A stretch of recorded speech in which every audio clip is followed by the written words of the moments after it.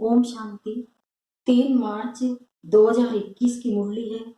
बाबा ने कहा, मीठे बच्चे, मुरली का मेन टॉपिक है, तुम सत्य बाप से सत्य कथा सुन रहे हो, जिससे नर से नारायण बन जाते हो। मतलब परमपिता परमात्मा शिव आकर हमें सत्य कथा सुना रहे हैं, जिससे हम नर से नारायण बनेंगे। 21 जन्म के लिए बाबा वर्षा दे रहे हैं, तो बच्चे आत्म स्थिति में रहते हैं, वही पारस बुद्धि बनते हैं। अभी कलयुग चल रहा है, सब अंधेरे में है। जब भारत स्वर्ग था तो सुख शांति आनंद का जीवन था, सबके खजाने भरपूर थे, सब दाता बन के जीवन व्यतीत करते थे। किसी के पास भी किसी तरह की कोई कमी नहीं थी। एक धर्म, एक जाति, एक कुल, एक धर्म था, सबकी एक मत थी। शेर बकरी भी एक घाट पे पानी पीते थे। किसी में भी आपस में कोई भेदभाव नहीं था। सब एक दूसरों पर फूल बरसाते थे, अर्थात सबको सुख देते थे। ऐसा सुंदर हमारा भारत था, जिसके लिए हम कहते हैं, जहाँ डाल डाल पर सोने की चिड़िया करती है बसेरा, वो भारत देश है मेरा। तो वापस वो स्वर्ग में था, तो बाबा वापस इस कलयुग को बदलकर धरती पर स्वर्ग बनाने के लिए आ गए हैं। ऐसा सुंदर भारत, सुख शांति से आनंद भरपूर भारत, इस धरती पर, इस भारत में स्वर्ग आने वाला है। तो परमपिता परमात्मा शिव ने हमें उसके लिए देवता बनाने के लिए चुन लिया है। बाबा कोटों में कोई को चुन रहा है, करोड़ों में से बाबा एक को चुन रहा है। अब ये समझो कि बाबा ने मुझे करोड़ों में से चुना है देवता बनाने के लिए। तो मैं कितनी भाग्यवान हूँ जो बाबा ने मुझे इस भरे संसार में मुझे चुन लिया देवता बनाने के लिए। वहाँ मेरा भाग्य, वहाँ मैं। तो बहुत खुशी में रहो कि हम देवता बनने वाले हैं। मनुष्य कह देते, सुख दुख ईश्वर देते हैं। बाप कहते हैं, मैं तो सबको सुख देता हूँ। आत्मा में अच्छे व बुरे संस्कार रहते हैं, जिस अनुसार ही आत्मा अच्छा व बुरा जन्म पाती है। सब कर्मों के अनुसार ही मिलता है। इसलिए कहते हैं ना, कर्म संभल कर करना मूर्ख, कर्म भाग्य बन जाता है। ईश्वर को फिर दोष लगाए, सिर धुन धुन पछताता है। तो परम पिता परमात्मा शिव धरती पर आ गए हैं, इस कलयुग को बदलकर स्वर्ग बनाने के लिए। तो हम सब स्वर्ग में जाने वाले हैं। आज बाबा ने कहा, मीठे बच्चे, तुम सच्चे सत्य बाप से सत्य कथा सुनकर नर से नारायण बनते हो। तुम्हें 21 जन्म के लिए बेहद के बाप से वर्षा मिल जाता है। प्रश्न है, बाप की किस आज्ञा को पालन करने वाले बच्चे ही पारस बुद्धि बनते हैं? उत्तर है, बाप की आज्ञा है, देह के सब संबंधों को भूलकर बाप को और राजाई को याद करो। यही सदगति के लिए सतगुरु की श्रीमद है। जो इस श्रीमत को पालन करते अर्थात देही अभिमानी बनते हैं, वही पारस बुद्धि बनते हैं। गीत है, आज अंधेरे में हम इंसान, ओम शांति। ये कलयुगी दुनिया है, सब अंधेरे में है। यही भारत सोजरे में था, जब ये भारत स्वर्ग था। यही भारतवासी अब अपने को हिंदू कहलाते हैं। ये असुर देवी देवताएं थे, भारतवासी स्वर्गवासी थे। जब कोई धर्म नहीं था, एक ही धर्म था, स्वर्ग, बैकुंठ, बहिष्ठ, हेवन, ये सब भारत के नाम थे। भारत प्राचीन पवित्र बहुत बहुत धनवान था। अभी तो भारत कंगाल है, क्योंकि अब कल युगी है। वो सतयुग था। तुम सब भारतवासी हो, तुम जानते हो हम अंधियारे में हैं। जब स्वर्ग में थे तो सोजरे में थे। स्वर्ग के राज राजेश्वरी लक्ष्मी नारायण थे। उनको सुखधाम कहा जाता है। नए नए आते हैं तो बाप फिर समझाते हैं, बाप से ही तुमको स्वर्ग का वर्षा लेना है, जिसको मुक्ति, जीवन मुक्ति कहा जाता है। अभी सब जीवन बंधन में है, मतलब सब काम, क्रोध, लोभ, मोह, अहंकार से भरे हुए हैं। सत्युग में हम जीवन मुक्त होंगे, वहां पर ये विकारी नहीं होंगे। और सब आत्म अभिमानी होंगे, मतलब जो आत्मा के 7 गुण हैं, आत्मा शांत स्वरूप है, प्रेम स्वरूप है, सुख स्वरूप है, आनंद स्वरूप है, पवित्र स्वरूप है, शक्ति स्वरूप है, तो ये सारे ऑटोमेटिक हमारे से फ्लो होंगे। खास भारत देवी देवताओं का राज्य था। वहां पर सबके खजाने भरपूर थे। सब दाता बनकर जीवन व्यतीत करते थे। किसी के पास भी किसी तरह की कोई कमी नहीं थी। ये सतयुग था। तुम सब भारतवासी हो, तुम जानते हो हम अंधियारे में हैं, स्वर्ग में थे सोजरे में। गीता है मुख्य सर्वशास्त्र शिरोमणि। भगवत गीता अर्थात भगवान की सुनाई हुई गीता। मनुष्य तो कोई की सदगति कर नहीं सकते। सतयुग में थे जीवन मुक्त देवी देवताएं, जिन्होंने वर्षा कलयुग अंत में पाया था। भारत को ये पता नहीं था, न कोई शास्त्र में है। शास्त्र तो सब भक्ति मार्ग के लिए हैं। ये सब भक्ति मार्ग का ज्ञान है। सदगति मार्ग का ज्ञान मनुष्य मात्र में है नहीं। बाप कहते हैं कि मनुष्य मनुष्य के गुरु बन नहीं सकते। गुरु कोई सदगति नहीं दे सकते। वह गुरु कहेंगे भक्ति करो, दान पुण्य करो। भक्ति द्वापर से चली आई है, सतयुग त्रेता में है ज्ञान की प्रारब्ध। ऐसे नहीं हुआ ये ज्ञान चला आता है। ये जो वर्षा भारत को था वो बाप से संगम पर ही मिला था, जो फिर अभी तुमको मिल रहा है। भारतवासी नरकवासी महान दुखी बन गए हैं, तब पुकारते हैं कि हे पतित पावन दुख हरता सुख करता। किसका? सर्व का। क्योंकि खास भारत दुनिया आम में 5 विकार है। बाप है पतित पावन। बाप कहते हैं मैं कल्प कल्प कल्प के संगम युग पर आता हूँ और सर्व का सदगति दाता बनता हूँ। अबलाओं, अहिल्याओं, गणिकाओं और गुरु लोग जो है उनका भी उद्धार मुझे करना है, क्योंकि यह तो है पतित दुनिया। पावन दुनिया सतयुग को कहा जाता है। भारत में लक्ष्मी नारायण का राज्य था। ये भारतवासी नहीं जानते कि ये स्वर्ग के मालिक है। पतित पंडित माना झूठ खंड, पावन खंड माना सच खंड। भारत पावन खंड था। इन लक्ष्मी नारायण की सूर्य वंशी डिनाइस्टी थी। ये भारत है अविनाशी खंड, जो कभी विनाश नहीं होता। जब इनका राज्य था और कोई खंड नहीं था। ये सब बाद में आते हैं। शास्त्रों में सबसे बड़ी भूल तो ये की है जो कल्प लाखों वर्ष लिख दिया है। बाप कहते हैं कि न तो कल्प लाखों वर्ष का होता है, न सतयुग लाखों वर्ष का होता है। कल्प की आयु 5000 वर्ष है। 1250 का सतयुग, 1250 का त्रेता, 1250 का द्वापर, 1250 का कलयुग, तो हो गया ना 5000 वर्ष का एक पूरा कल्प होता है। सतयुग, त्रेता, द्वापर, कलयुग। ये फिर कह देते हैं कि मनुष्य 84 लाख जन्म लेते हैं। मनुष्य को कुत्ता बिल्ली आदि बना दिया है, परंतु उनका जन्म अलग अलग है। मनुष्य मनुष्य ही बनता है, जानवर जानवर ही बनते हैं, पेड़ पेड़ ही बनते हैं, पक्षी पक्षी बनता है। मनुष्य कभी जानवर नहीं बनता है। हर बीज की अपनी विशेषता है, अपनी क्वालिटी है। मनुष्य का बीज मनुष्य ही बनेगा, जानवर का बीज जानवर ही बनेगा। जैसे धरती पर हमने 2 पेड़ बोए, एक आम का और एक चीकू का, तो दोनों को पानी एक साथ एक समान दे रहे हैं, मिट्टी एक जैसी है, सूर्य का प्रकाश एक जैसा मिल रहा है, खाद एक जैसी मिल रही है, परंतु फिर भी आम पे आम ही आएगा और चीकू पे चीकू ही आएगा। तो हम भी मनुष्य मनुष्य ही बनते हैं और जानवर जानवर ही बनेंगे, पेड़ पेड़ ही बनेंगे, पक्षी पक्षी ही बनेंगे।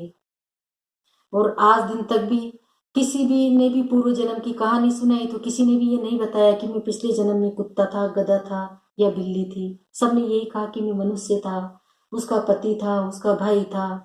किसी ने भी ये नहीं कहा कि मैं जानवर था। बाप कहते हैं बच्चे, तुम आदि सनातन देवी देवता धर्म के थे।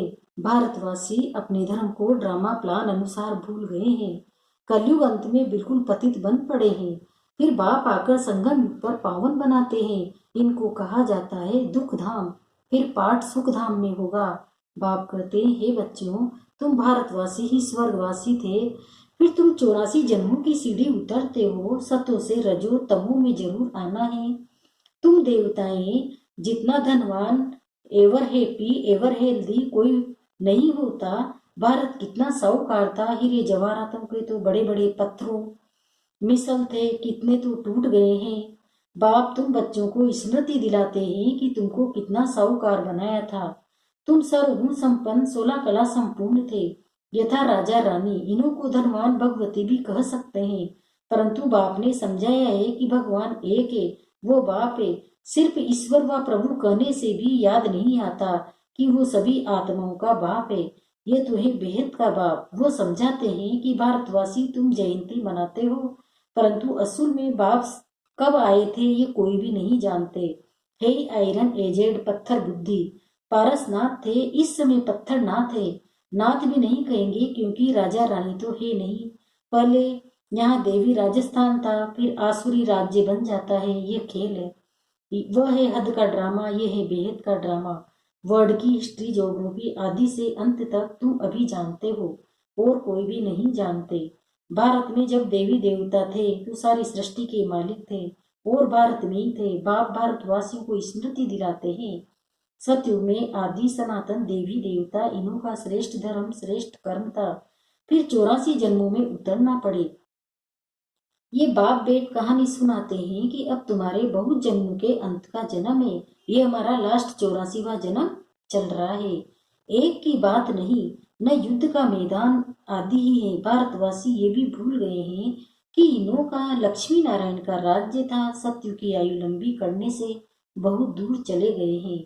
बाप समझाते हैं कि मनुष्य को भगवान नहीं कह सकते, मनुष्य मनुष्य की सदगति नहीं कर सकते।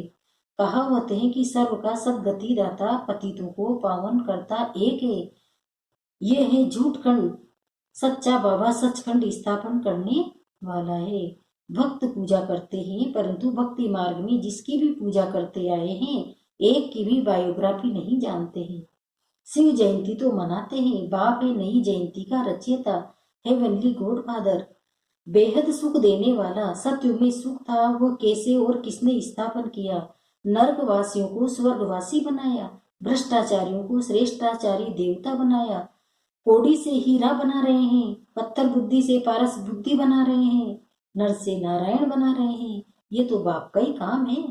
तुम मनुष्य को पावन बनाता हूँ, तुम स्वर्ग के मालिक बनते हो, फिर तुमको पतित कौन बनाते हैं? ये रावण। मनुष्य कह देते सुख दुख ईश्वर देते हैं, बाप कहते हैं मैं तो सबको सुख देता हूँ, दुख हरता सुख करता हूँ। दुख सुख तो तुम अपने कर्म के अनुसार ही मिलता है। आधा कल्प फिर तुम बाप का सिमरन नहीं करेंगे, फिर जब रावण राज्य होता है तो सबकी पूजा करने लग पड़ते हैं। ये तुम्हारा बहुत जन्मों के अंत का जन्म है। कहते हैं बाबा हमने कितने जन्म लिए हैं? बाप कहते हैं बच्चे तुम अपने जन्मों को नहीं जानते हो, तुमने पूरे 84 जन्म लिए हैं। तुम 21 जन्म लिए बेहद के बाप से वर्षा लेने आए हो। बाबा हमें 21 जन्म के लिए सतयुग और त्रेता का वर्षा दे रहे हैं, अर्थात सच्चे सच्चे सत्य बाबा से सत्य कथा नर से नारायण बनने का ज्ञान सुनते हो। ये है ज्ञान, वो है भक्ति। ये स्पिरिचुअल नॉलेज सुप्रीम रूह आकर देते हैं। बच्चों को देई अभिमानी बनना पड़े, अपने को आत्मा निश्चय कर मामेकम याद करो। शिव बाबा तो सभी आत्माओं का बाप है। आत्माएं सब परम धाम से पाठ बजाने आती है शरीर में। इसको कर्म क्षेत्र कहा जाता है। बड़ा भारी खेल है। आत्मा में बुरे व अच्छे संस्कार रहते हैं, जिस अनुसार ही मनुष्य को जन्म मिलता है, अच्छा व बुरा। ये जो पावन था अभी पतित है, तत्व मुझ बाप को इस पराये रावण की दुनिया पतित शरीर में आना पड़ता है। आना भी उसमें है जो पहले नंबर में जाना है। सूर्यवंशी ही पूरे 84 जन्म लेते हैं। ये है ब्रह्मा और ब्राह्मण। बाप समझाते हैं रोज, लेकिन पत्थर बुद्धि को पारस बुद्धि बनाना मासी का गण नहीं है। हे आत्माएं अब देही अभिमानी बनो, मतलब आत्म अभिमानी बनो। देही अभिमानी मतलब देह में रहने वाली, देही मतलब आत्मा। हे आत्माएं एक बाप को याद करो और राजाई को याद करो। देह के संबंधों को छोड़ो तो पारस बुद्धि बन जाएंगी। मरना तो सबको है, सबकी अवसान प्रस्त अवस्था है। एक सतगुरु बिगड़ सर्व का सदगति दाता कोई हो नहीं सकता।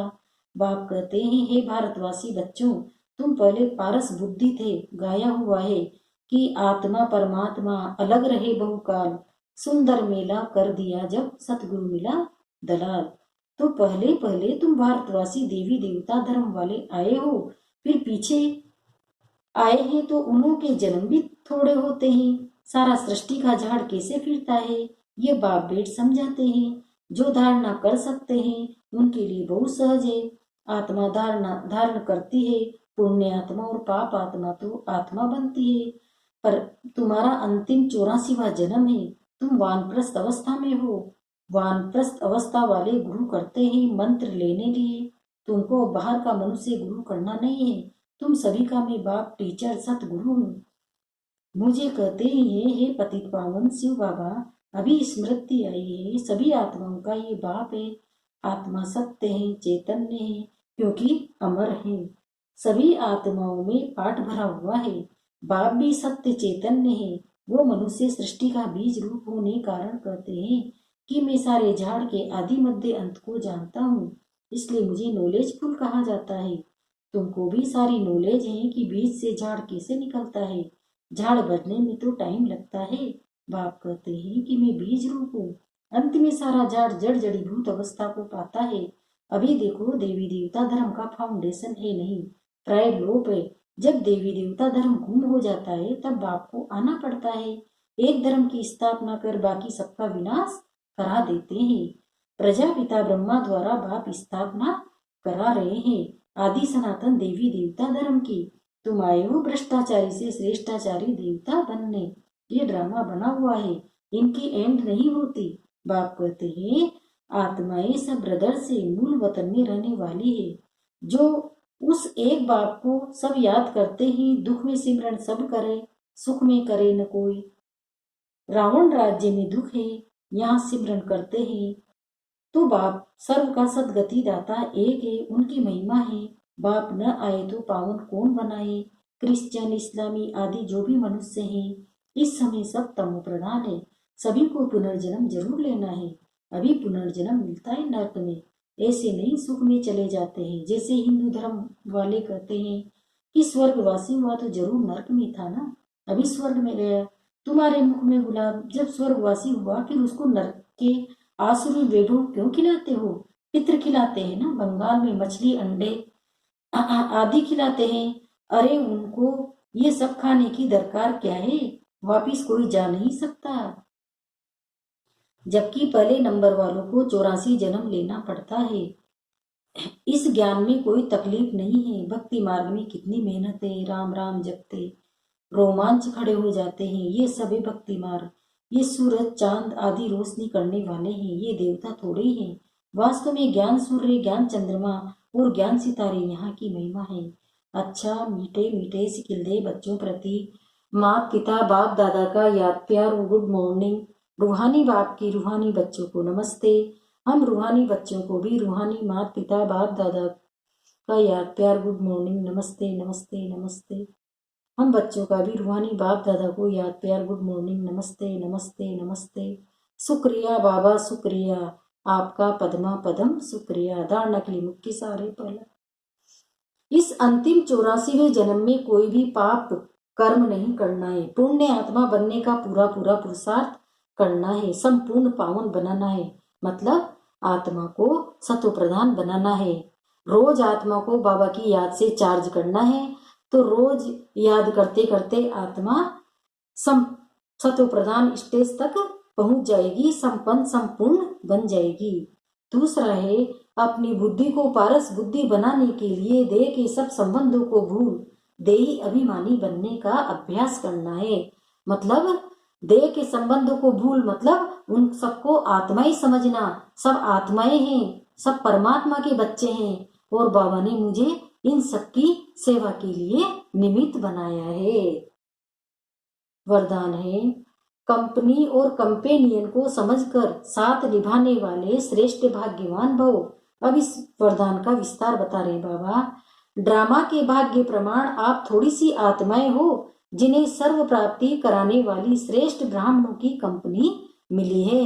मतलब बाबा ने हमें करोड़ों में से छाटा है, मतलब करोड़ में से एक को चुना है बाबा ने देवता बनाने के लिए।